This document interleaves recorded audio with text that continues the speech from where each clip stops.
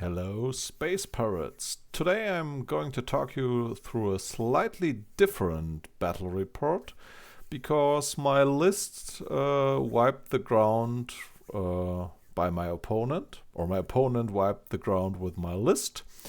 And I want to talk you through the game quickly and then have a look how I could have improved by doing a little bit different deployment. So it will be a lot of discussion about my deployment. I was playing Frostbyte on the next IGL map against Steel Phalanx. I did lose the initiative roll, otherwise I would have picked the first turn, because I would have liked to go first against him. But I didn't, so he did choose the first turn, and I decided to deploy on the blue side, because I expected this side to be a little bit more safe for defense. And I have a lot of repeaters, and I thought I would be able to place the repeaters better, because I was expecting Phoenix and Ajax for an Alpha Strike, and thought I could rely on hacking here. So let's have a look at my deployment. I did deploy second. My opponent deployed his Calling or Harris over here with Phoenix on the top. Since he's going first, he can put them prone with a Myrmidon officer, Hector, and the Yakmon here. We have two net rods in safe positions. We have two flash pull spots, one over here and one over there. So basically everything clumped into this area. We have Oidoros down here. And we discussed beforehand that this is a nice spot to place the HVT, because since Duros is impetuous, he can't synchronize with the HVT, and therefore he can't go this way. So remotes and impetuous units can't do that. So this unit was already placed. His holdback was the Agamemnon. I was expecting Phoenix, but he played the Agamemnon, which is, I think, a nice play. A nice unit for this mission. Yeah, so he did hold back that. I did deploy my list on this side. On the right flank, which is not too notable, it's the camo Moran down here. He's pretty safe. Ivan Harris of the Vostok, Diablo, and Jaguar. Jaguar and Diablo both watching this flank if anybody comes up here. The Diablo providing some cover for the Vostok if anybody comes through that door. And the Vostok is looking down over here, pretty much everywhere, shooting in good range to stop any advance from here. Since I was relying on Ajax and I expected him to show up somewhere over there, I wanted him to at least face something, and Vostok is probably pretty nice for that because I have Mimetism -6, so I'm fine. And if I get shot, I hope to survive and fall back guts to over here, and then I provide some hacking area over here, so my opponent will be in trouble here. So I'm relying on that hacking.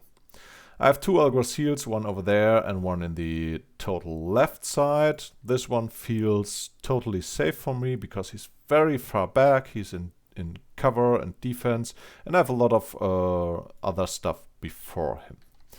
I did place Jazz in the center, all again far back because I'm afraid of pitchers, even though I know there won't be a lot of pitchers here. But she's fine. The repeaters are in the first line, so she can stay back. She's my data tracker because I can just use her to use white noise, and having a free order for that is nice. And I don't really have a better unit for that. My intruder is down here, saving the flank from the Vostok as well. Again, I expect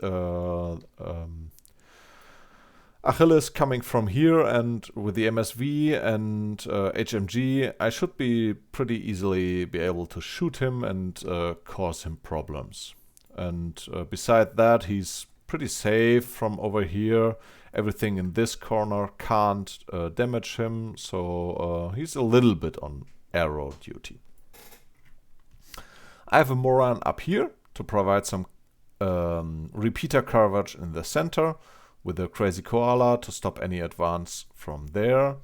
I have the Evader looking right at this ice block to protect any advance over these bridges. And beside that, he should be able to fail guts and not being in too much trouble. Zayut in the building in total cover, hiding somewhere because he doesn't want to have any trouble. And on this side, I have the Billy, which again provides some repeater coverage to the ladder, and so this area should be totally safe with repeater coverage, and she can shoot her pistol if anything comes around this corner. To be fair, at this point I was thinking, that was a mistake, that Eudoros is hackable, because I remember his structure and I thought he would be a remote or a heavy infantry, but he's not. He's a warband with only 2 structure, so that was a mistake. So hacking doesn't stop Eudoros. I also have McMurrow up here to protect my Alguacil Lieutenant, and only have short ranges over here and looking down over there, and still being able to run out over this area to get to my opponent. I did hold back my Raven Eye because I want to counter any opponent with that. The EM mine can shut down a lot of enemies. He has a forward observer, a flash pulse, and a Emarat. So this is a pretty decent arrow unit. So EM mine is over here to save the center again. And he's looking down to this door to have a line of sight and maybe flash pulse somebody. He's in group 2. If he dies, it's not too much of a problem. He's also looking at that door to protect my evader. So I'm feeling pretty safe here. The Moran is also looking down here. So I think a lot of defensive arrows. But what turns out during the game is my opponent uses the Agamemnon, or first he's using Eudoros' Impetuous Order to move forward. Agamemnon is then moving out and gets a line of sight to this Crazy Koala, shoots it, tries to discover the intruder but fails on that, and then tries to engage the Vostok. I think he considers to either place a template or shoot him with his AP Spitfire, but the Vostok decides to dodge, and therefore he uses his AP Spitfire to shoot the Vostok.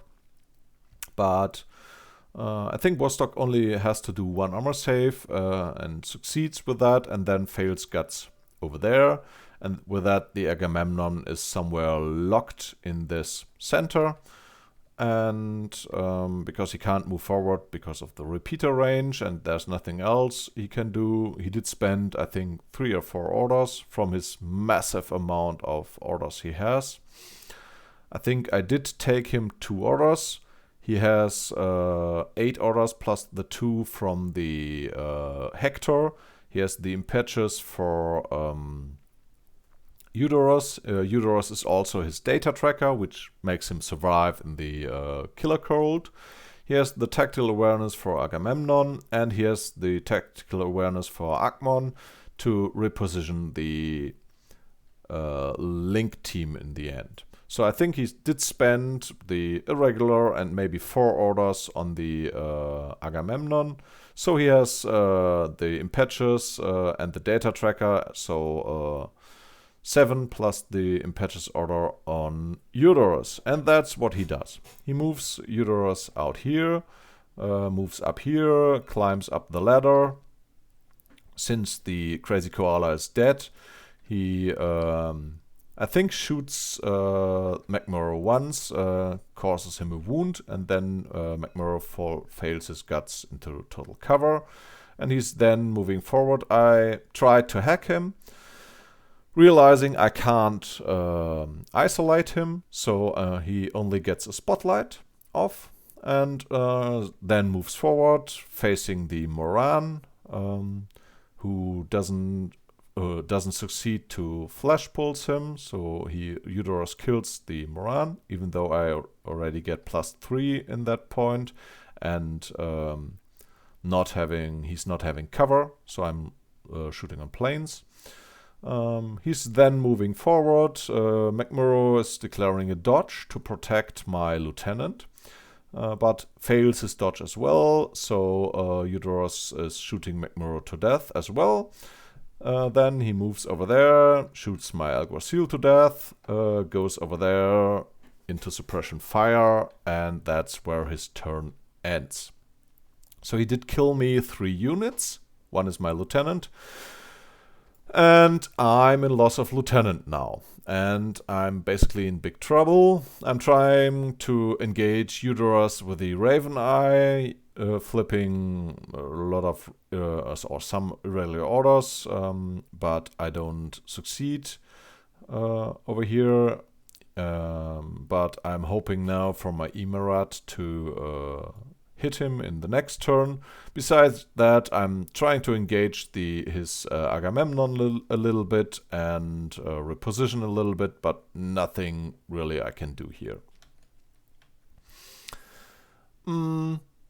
He then, in his next turn, dodges the Raven Eyes, Emerald, kills him, moves forward, kills Jazz, shoots the Vostok in the back, and then shoots the Diablo down.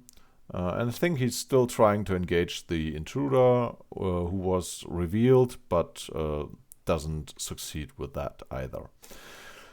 During my turn, I decided to pick Jazz as my new lieutenant, hoping that the Raven Eye would deal with or at least shut down the Eudorus, and I can at least use the the lieutenant order on him. So my second turn is in loss of lieutenant again. I'm not doing really much, and I think we call it a game after that, because he can easily move his link team forward, grab some consoles, being safe, even hold the center, because I don't have anything really to achieve here anymore. Eudorus is still there, and I'm again in loss of lieutenant. I can't deal with him properly because I don't have a command token anymore. So there's not really a point in running this game. So what do we learn here? Yes, my dice really punished me hard. No, actually not. He had the offensive turn. That's always stronger, even though he's just burst 3, and since spotlighting him and not gaining cover, I usually negate his mimetism -6, but nevertheless he has the offensive turn. Everything goes right for him. He kills the Moran. He is able to flash pulse him. He shoots the McMurrow, and he's not succeeding. He's not succeeding with the second try, dodging into CC with him. He doesn't succeed with the Alguacil. So everything goes totally right for him. But nevertheless, I looked at my deployment afterwards, and there are some minor tweaks I can do here. Not sure if there would have been any way to stop Eudorus properly, because he can move, and I don't think there's any place I can really face him an arrow. I don't think there's any place to have a line of sight to this starting point down there. So maybe, probably next time I will pick the red side, because blue side again has this spot to start an alpha striking unit. But at least I can place a unit up here looking down only to this spot. So this at least gives me a little chance. I would probably place the Raven Eye here and the EM mine somewhere, so he has to face both threats. This at least gives me a better advantage. So picking the wrong side was probably the first mistake.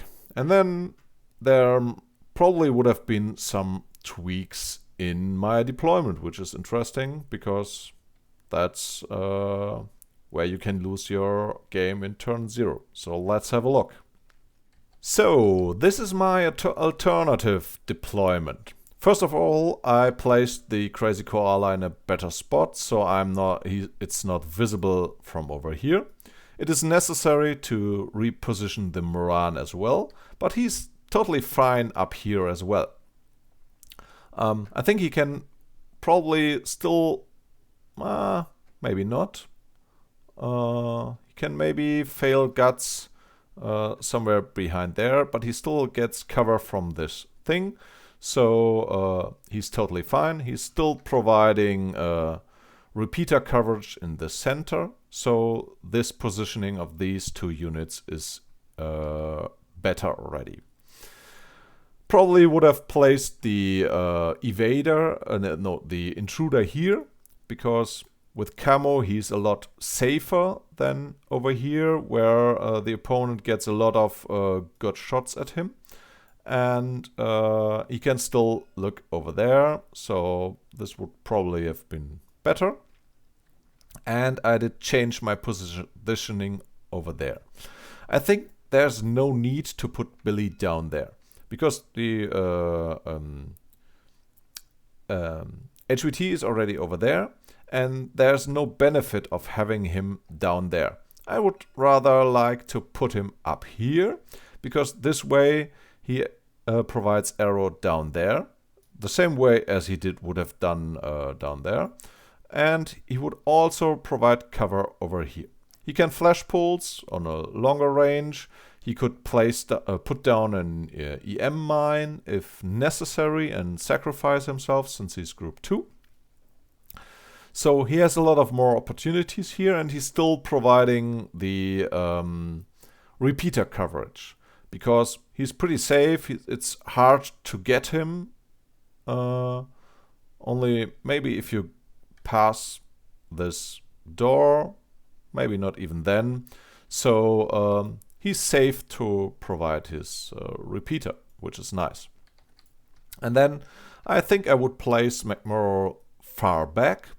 This way he can shoot the template up down here. Would be perfect if I could place Billy in the same way as, so somebody would only be seen over here by Billy and McMurrow, but maybe not. And he's fine there as well. I don't need him to be up that far. He has impetus. If I want to strike with him, that's fine. He can move out over here with his impetus order and start dodging from there or throwing smoke.